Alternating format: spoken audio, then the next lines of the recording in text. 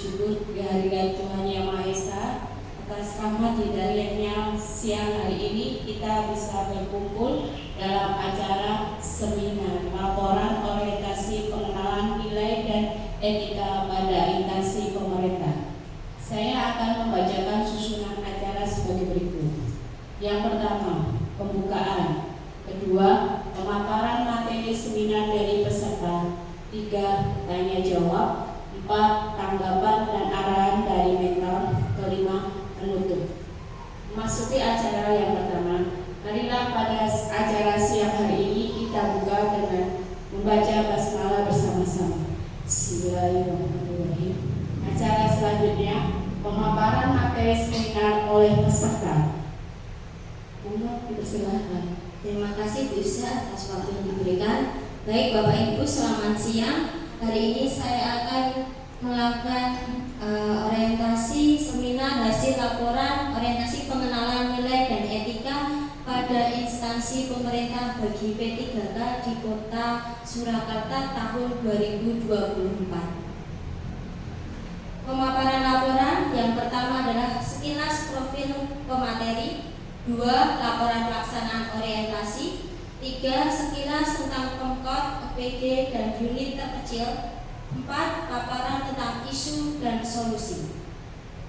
Profil: nama Octavia Dianusananda SAG, NIP 1989220221205,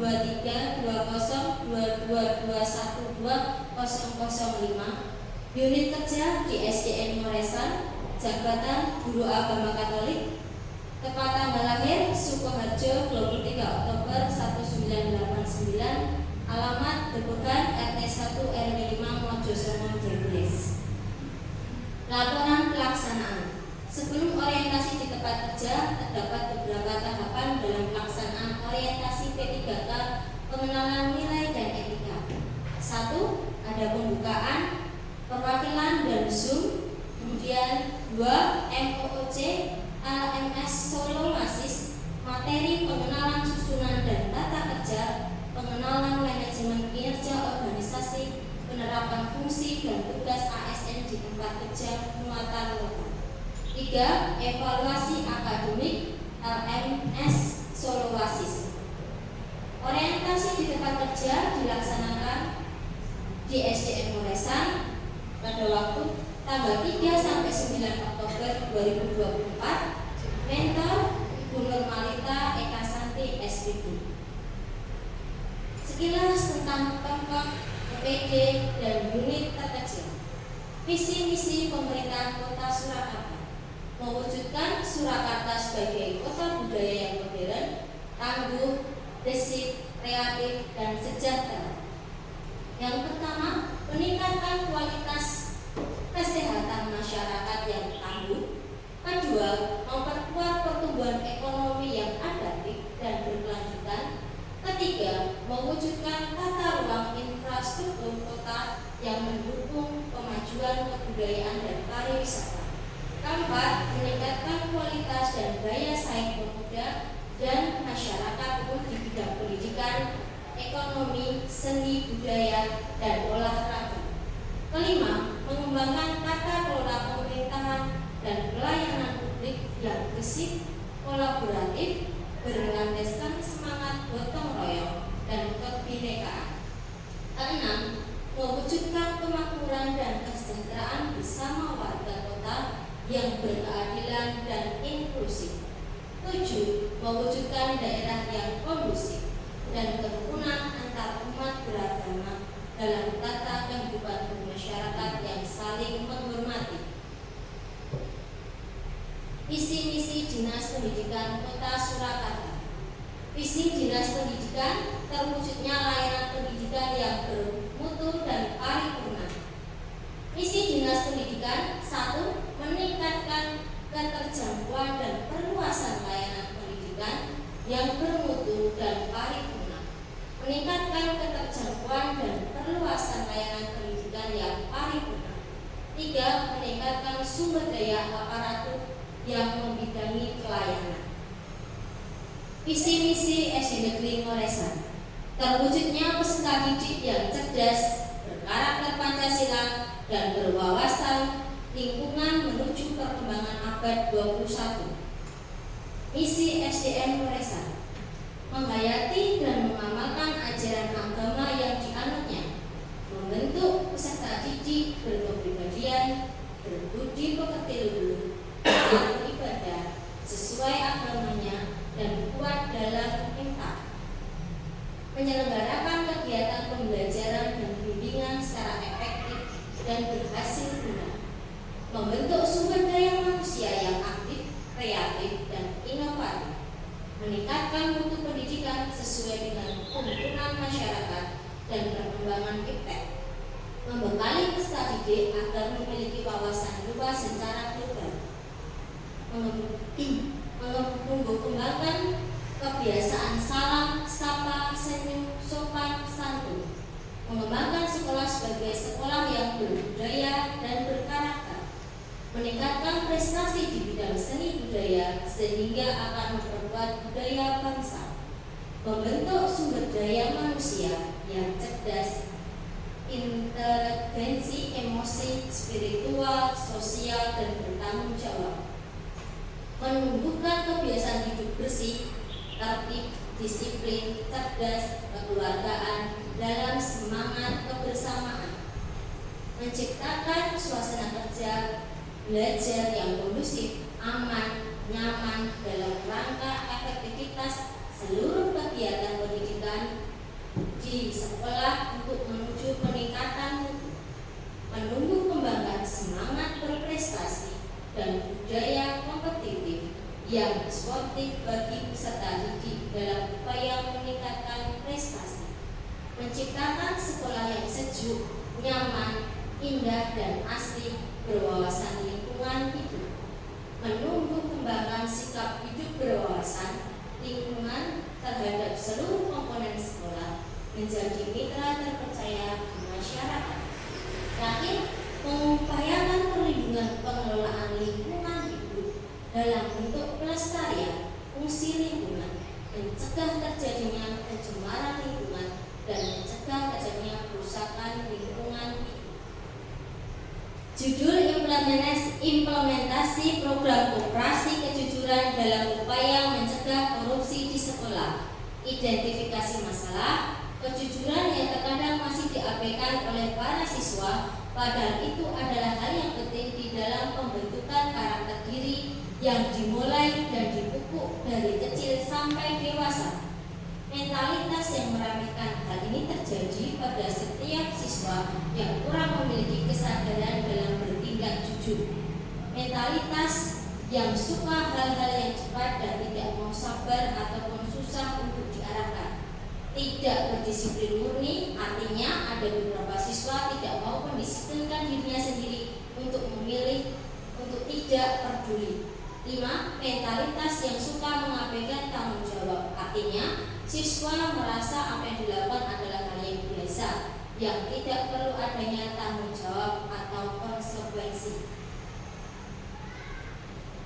Dalam hal ini, rencana kerja menengah yang akan dilakukan adalah penguatan pemahaman dasar pendidikan karakter anti korupsi di lingkungan sekolah dengan mengintegrasikan dalam pembelajaran di kelas. Mungkin Bapak Ibu sudah ketahui bahwa di kelas kita semua sudah menyampaikan kepada para siswa bagaimana bertindak yang baik di lingkungan sekolah, di rumah maupun di masyarakat.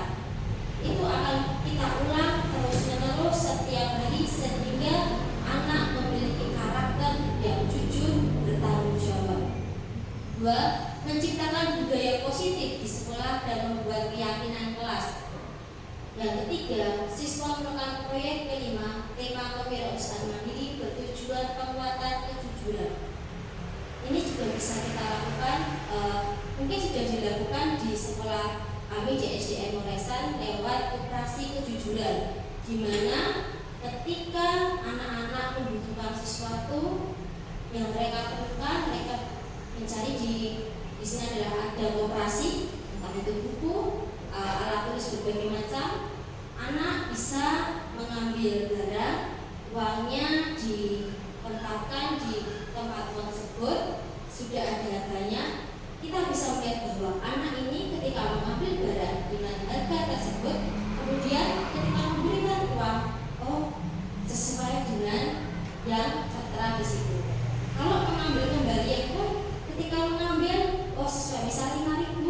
uangnya 5.000, kemudian harga bukunya bisa 3.000, berarti kembalinya ada 2.000. Itu yang ingin kita bina dalam mencegah korupsi di sekolah lewat hal yang terkecil, mulai dari kejujuran yang kita praktekkan dalam operasi kejujuran dan tindakan lainnya di sekolah.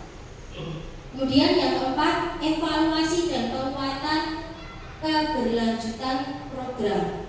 Jadi dalam waktu tertentu kita bisa melihat, oh ternyata ada anak memang jujur ketika membeli suatu barang atau mengambil suatu barang atau melakukan suatu tindakan. Kalau tidak, berarti kita sebagai guru bisa memberi masukan, bisa menegur supaya anak tersebut tidak melakukan tindakan yang merugikan diri sendiri maupun orang lain. 5. Pengembangan lanjutan untuk mewujudkan terbentuknya sekolah yang anti korupsi. Nah, di sini bisa dengan adanya buku tersebut bisa disampaikan kepada para siswa mengenai bagaimana kita mengenal apa itu korupsi, bagaimana korupsi itu terjadi, dan tindakan apa yang kita lakukan. Memang hal ini sangat penting dalam kehidupan sehari-hari, karena jika tidak ditanamkan pendidikan karakter yang jujur, bertanggung jawab pada diri siswa, maka nanti ke depannya takutnya anak tersebut tidak tahu mana yang benar, mana yang salah. Tugas kita sebagai guru di sekolah adalah mendampingi siswa sampai dia lulus nanti, dia bisa di masyarakat menjadi pribadi yang baik, jujur, dan bertanggung jawab dalam hal apapun. Nah, ini adalah beberapa dokumentasi kegiatan yang di sekolah, yaitu operasi kejujuran. Ada beberapa siswa yang membeli suatu barang, kemudian uangnya diambil, uangnya diletakkan, kemudian kembaliannya silakan ambil sendiri, kemudian diletakkan lagi barangnya di tempatnya, seperti itu. Nah, ini adalah paparan tentang implementasi operasi kejujuran untuk mencegah adanya korupsi di sekolah. Yang saya sampaikan hari ini semoga dapat berguna bagi Bapak Ibu guru, terutama di SDN Muresan, sehingga anak-anak siswa di SDN Muresan bisa menjadi lebih baik dan berguna di lingkungan sekolah, masyarakat, dan sekitarnya. Terima kasih. Terima kasih Bu Fia dari pemaparan dari peserta seminar. Acara selanjutnya tanya jawab. Monggo Bapak Ibu bagi yang belum jelas bisa bertanya. Monggo Bu Lisa. Terima kasih atas waktu yang diberikan. Tadi kan sudah dipaparkan tentang implementasi kejujuran di sekolah. Nah, di sini saya mau menanyakan tentang bagaimana strategi yang Anda lakukan agar penanaman anti korupsi dapat tersampaikan kepada siswa dan tertanam pada diri mereka dalam kehidupan sehari-hari. Terima kasih. Terima kasih atas pertanyaannya dari Bu Lisa. Baik, akan saya jawab.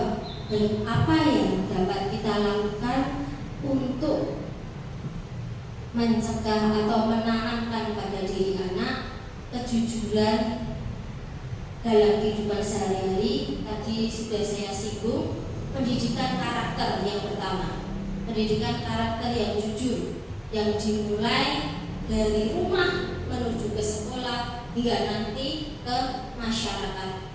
Bapak Ibu guru bisa menyampaikan dalam pembelajaran ada materi, kemudian juga dalam literasi kita sampaikan, mungkin ada video, mungkin ada suatu berita, atau mungkin dalam buku yang bisa dibaca oleh anak-anak, mengetahui bagaimana supaya kita bisa menjadi orang yang tidak korupsi, bisa menjadi siswa yang jujur, bertanggung jawab dengan apa yang kita lakukan, sehingga pendidikan karakter yang ditanamkan di sekolah bisa berguna dari mereka kecil sampai nanti mereka dewasa menjadi pribadi yang lebih baik. Memang bisa dilihat karena di masyarakat sekarang ini ada beberapa orang atau beberapa anak atau mungkin orang dewasa yang tidak jujur atau mungkin ada yang korupsi dari hal yang terkecil, mengambil yang bukan miliknya. Contoh pensil atau mungkin penghapus. Nah, ketika kita sebagai guru melihat hal tersebut, kita bisa menegurnya, mengatakan bahwa itu adalah hal yang tidak baik. Mungkin tidak selalu ketika kita menegur, ada beberapa anak bisa kita panggil anaknya, kita beritahu bahwa tindakan itu salah, sehingga anak nanti bisa menyadari bahwa oh, ketika ini dengan salah, saya tidak akan mengulanginya lagi. Dan apabila nanti banyak siswa yang menjadi katakanlah pribadi yang sudah baik, kita bina terus setiap hari sebagai bapak ibu guru, kita tidak akan lelah untuk mengingatkan para siswa untuk bertindak jujur, bertanggung jawab, karena itu adalah bagian dalam kehidupan kita masing-masing. Terima kasih. Dan selanjutnya tanggapan dan arahan dari mentor. Monggo Ibu.